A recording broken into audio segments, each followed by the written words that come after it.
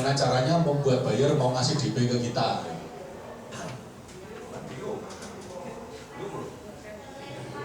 Buyer kenal kamu juga enggak, suruh keluarkan duit. Kan itu bukan sebuah opsi yang masuk akal. Kalau teman-teman baru merintis, berharap ada DP, bisa, tapi butuh perjuangan yang keras.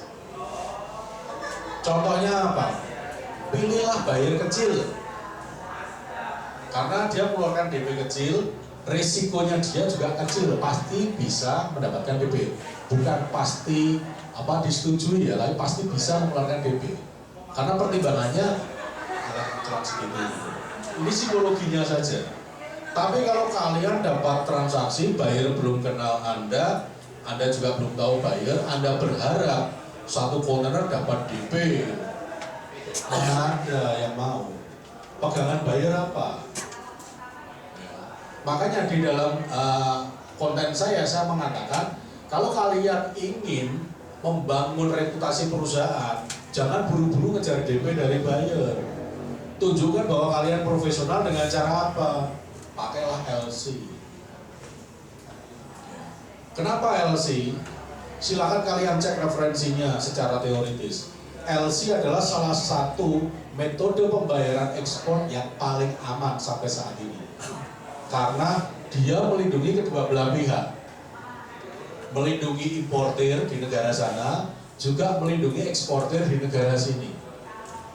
LC itu sederhananya gini, untuk bisa menerbitkan LC, buyer itu pasti sudah kredibel dan dipercaya oleh banknya mereka. Itu sudah mengeliminasi scammer-scammer. Kalau reputasi perusahaannya buyer itu tidak bagus, tidak bisa dia membuka LC. Itu yang pertama. Yang kedua, kenapa LC? Ya karena LC itu risiko untuk dibatalkan kalau kita memilih tipe irrevocable LC, artinya tidak bisa dibatalkan salah satu pihak. Itu sekali LC terbit, dia harus berjalan dan tidak bisa batal oleh salah satu pihak, kecuali dua belah pihak sepakat membatalkan. Ya, tipenya yang irrevocable. Jangan mau terima tipe LC yang lain, risikonya masih ada. Yang berikutnya, untuk merilis LC di banknya buyer, itu aslinya buyer itu sudah deposit uang senilai LC itu di banknya dia. Berarti duit itu ada. Ya. Nggak usah khawatir kalian. Jadi takutnya nanti gini-gini. Enggak, justru kalau saya dulu, saya arahkan seperti yang tadi saya bilang, yang 3 miliar PO itu LC. Karena saya ingin membangun reputasi. Saya ingin menunjukkan bahwa saya tidak ngejar DP mulu. Saya ingin membangun hubungan bisnis dengan sama-sama saling jujur dengan ikatan LC. Itu yang terjadi. Memang nanti kalau misalnya LC itu kan banyak pilihannya. Kadang kalian akan menemukan penyesalan dengan tipe-tipe LC yang membuka peluang untuk dilakukan penipuan. Makanya saya dari awal, selama pilihannya adalah tipe irrevocable, artinya tidak bisa dibatalkan, aman. Ekstrimnya. Kalian terima tipe irrevocable LC, terus ternyata order kalian itu nggak selesai, kalian isi batu pun nggak ada masalah, selama shipmentnya sesuai dengan LC tanggalnya. Nah, ekstrimnya begitu, tapi jangan. Maksudnya sampai kontradiktif seperti itu pun selama klausul di LC kalian jalankan, tanggal shipmentnya sesuai dan lain sebagainya, dokumen kalian urus dan lengkap, LC-nya berlaku. Cuma repotnya LC adalah kalian nggak bisa delay. Ya, nggak bisa delay. Kalau di dalam klausul LC sudah dicantumkan shipmentnya tanggal 5 Januari 2023, ya sudah. Kalian harus di situ. Makanya saya dulu awal mengerjakan LC saya stres. Waktu itu saya masih kerja ikut perusahaan orang itu yang sehari 6 kontainer. Semua LC bayangkan. Saya itu nggak bisa tidur ya. Pengalaman pertama di bidang ekspor langsung pegang LC. Caranya apa? Saya bangun jaringan dengan pihak bank, dengan forwarder. Untuk apa? Drafting dulu. Dokumennya seperti ini benar nggak? Jadi nanti pada hari H tinggal merubah datanya barang. Tapi secara format, ketentuan dan lain sebagainya sudah terpenuhi dulu. Ini benar nggak? Invoice-nya sesuai yang dipersyaratkan nggak? Terus ini benar nggak? Yang dimaksud ini apa? Jadi itu sudah saya kira begitu hari H simpen, tinggal saya masukkan nama kapal, tanggal simpen, terus nomor ini, nomor itu, print. Nah, itu salah satu caranya. Ya. Karena LC itu salah satu huruf kena penalti, kena denda. Ya justru karena tingkat kesulitannya tinggi, itu dia menjadi alat yang tidak bisa dipermainkan oleh siapapun, baik dari sisi buyer maupun dari sisi eksportirnya. Itu LC. Dan supaya pembayaran LC-nya itu lancar, pilih tipe payment yang at sign. Jadi tipenya irrevocable LC, payment at sign. Apa maksudnya? Kalau kita bicara atau membaca buku mengenai peraturan LC UCP 6000, yang namanya LC itu nggak usah kalian minta pembayaran. Begitu sudah terjadi shipment sesuai dengan klausul LC, dokumen kalian urus dan lengkap sesuai yang dipersyaratkan di LC. Dokumen itu Anda bawa ke pihak bank. Banknya di sini bank mana misalnya? Misalnya saya pakai Bank Mandiri. Dokumen full set yang sudah terbit dari forwarder itu saya susun sesuai urutan yang dipersyaratkan di dalam LC. Saya presentasikan ke Bank Mandiri misalnya. Bank Mandiri akan ngecek apakah sudah sesuai klausul LC-nya. Kalau sudah dinyatakan clean, otomatis 14 hari payment sudah masuk di rekening kita. Itulah kenapa kalau kita memilih tipe LC itu cenderung lebih cepat berproses dengan buyer-buyer yang belum kenal kita dibandingkan kalian ngotot pengen dapat DP. Bahkan ekstrim ada yang berharap dapat DP sampai 60-70%, itu ngimpi ya bilang. Kenal aja belum, reputasimu aja nggak ada, tiba-tiba berharap apa korespondensi dapat bayar dengan DP segitu. Saya dari 2003 sampai hari ini DP terbesar yang saya terima cuma 40%. Ya. Pelunasannya yang cepat. Kalau biasanya itu 30 hari. Kalau yang ini itu intinya begitu dokumen jadi, saya info ke buyer, saya scan, tapi scan bagian yang halaman non negotiable bukan yang original. Buyer langsung transfer, saya kirim dokumennya selesai. Jadi perputaran uangnya lebih cepat dibandingkan dengan yang reguler.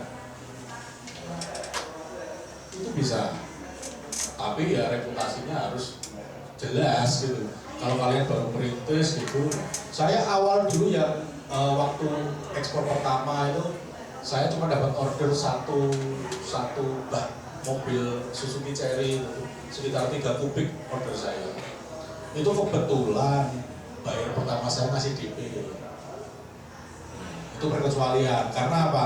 Saya riset seperti tadi, googling cari buyer, akhirnya nemu komunikasi sampai deal. Terus dia bilang, kebetulan saya punya agent di Indonesia. Dia nunjuk agent itu. Ternyata itu teman saya. Jadi saya kenal buyernya, baru dirujuk ke agentnya. Begitu dia bilang, loh ini teman saya Mas Da. Buyer mantap, kasih DP gitu. Ya.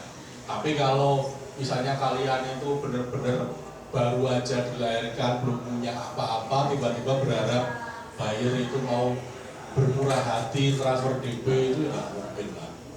Ya. Jadi itu mungkin tadi ya Mas Dini ya. Jadi sedikit agak lebar tapi ada korelasinya di sini. Kalau untuk penghitungan harga jual ekspor, kalau FOB itu prinsipnya gini. Kalau detail nanti di tutorial video saya. Prinsipnya barang itu harga produksinya berapa, ya. Terus ongkos packingnya, terpacking itu berapa biayanya, ini untuk material packing dan sebagainya, plus ongkos tenaga manusianya berapa, ya kan? Terus baru ditambah margin. Nah margin ini tadi seperti yang saya sampaikan, beda buyer, beda margin keuntungan. Jadi jangan sampai kalian misalnya cari informasi ini harganya berapa, misalnya 100.000, kalian tidak cari tahu 100.000 itu kondisinya bagaimana, apakah barang diambil, apakah barang dikirim sampai gudang kita, apakah barang hanya barang saja atau sudah dengan finishing, karena nanti variabelnya itu akan menjadi komponen penghitungan harga jual. Kalau di tempat saya ke supplier, harga barang ini misalnya berapa, ini 10.000 mas, oke. Sudah disepakati bahwa harga barang saja sampai terfinishing 10.000 itu sampai di gudang saya. Artinya setelah itu ada biaya saya hitung untuk saya masukkan di komponen harga jual. Ya. Jadi harus selalu diverifikasi harganya itu seperti apa. Saya kalau dengan menurunkan PO produksi ke supplier itu saya kasih klausul. Pertama, harga minimal bertahan 1 tahun. Maksudnya itu yang saya terapkan ke pengrajin saya. Yang kedua, harga sudah termasuk finishing. Yang ketiga, harga adalah harga sampai di gudang perusahaan saya. Terus yang keempat, misalnya untuk ada kenaikan harga dan lain sebagainya, itu tidak bisa berlaku serta-merta, tapi butuh kesepakatan. Keterlambatan mengirim barang itu per minggu kena penalti berapa persen. Pembayaran saya telat per minggu saya kena penalti berapa persen. Jadi sebenarnya PO saya ke supplier itu sudah ada MOU-nya. Dan produksi harus mengacu pada master sampel. Jadi seperti yang tadi saya sampaikan, untuk mendapatkan order itu saya harus kirim sampel kan. Nah, sampel yang diterima oleh buyer itu biasanya kalau di tempat saya akan dipasangi seal atau segel dan dikirim kembali ke saya untuk dijadikan acuan produksi massal. Makanya saya nggak pernah ramai dengan pengrajin mengenai kualitas atau spek barang. Saya tinggal jejerkan barangnya, beda apa sama beda. Kita nggak perlu buang energi. Ada sistem yang sudah memudahkan itu, kenapa nggak kita lakukan? Termasuk nanti kalau produknya kopi kayak apa kayak, kita harus punya master sampel. Dan pembaruan sampel itu kalau di tempat saya karena produknya produk kerajinan itu setahun sekali saya bikin sampel baru dengan membandingkan sampel yang lama. Begitu sudah disetujui sampel lama dihancurkan, sampel baru dipasang segel. Gitu terus. Termasuk nanti misalnya harus uji laboratorium. Jadi bukan hanya makanan yang diuji laboratorium, produk handicraft pun kita harus diuji lab. Misalnya ada finishingnya ya. Nah finishing itu harus tidak boleh mengandung timbal sekian persen. Nah itu masuk ke lab. Nanti labnya di mana yang nunjuk buyer. Oh kalau di Indonesia mereka pakai lab ini. Sampelnya saya kirim nanti dianalisa secara laboratorium, keluar laporannya, muncul sertifikatnya. Kalau memenuhi standar buyer nanti bisa diproduksi massal. Saya yakin produk yang lain, terutama yang berkaitan dengan konsumsi manusia pun harus melalui uji lab. Nggak mungkin dah, percaya saya mas. Nah, fungsinya kenapa? Ya untuk menetapkan standar yang sama. Jadi tidak bisa tiba-tiba buyer mengklaim seolah-olah itu nggak sesuai standar saya, loh kita udah uji lab kok udah sama. Gitu loh. Kadang kan buyer ada yang nakal juga, karena penjualannya jelek, terus dia memunculkan masalah untuk mengklaim kita, itu banyak.